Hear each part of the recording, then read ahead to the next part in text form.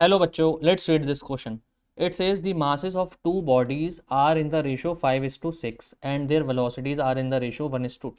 दो बॉडीज़ के मास का रेशो दे रखा है, वेलोसिटी का रेशो दे रखा है। वो बोल रहा है उनके लीनियर मोमेंटम का रेशो कितना होगा। देखो गाइस, दो बॉडीज़ हैं, इसका मास m1 ले लो, इसका मास m2 ले लो, इसकी वेलोसिटी v1, इसकी वेलोसिटी v2।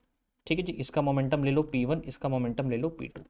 तो सबसे पहली चीज़ देखो P1 क्या हो जाएगा गाइस, P1 हो जाएगा m1 into v one, mass into velocity होता है।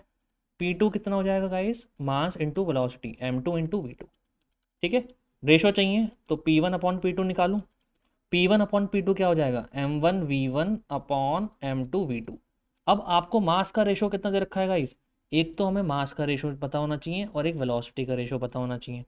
तो गाइस हमें मास का रेशो कितना दे रखा है, 5:6। ये तो दिया हुआ है m1 रेशो m2, राइट। और उनकी वेलोसिटी का रेशो कितना है, 1:2, 1:2। तो कितना आ गया मोमेंटम का रेशो, 5/12, राइट। तो 5:12 रेशो आ गया, D option. Simple simple question है, दोनों का रेशो दे रखा है, बस मल्टीप्लाई कर दो रेशो को। Okay, so I hope you have understood it well. Good luck.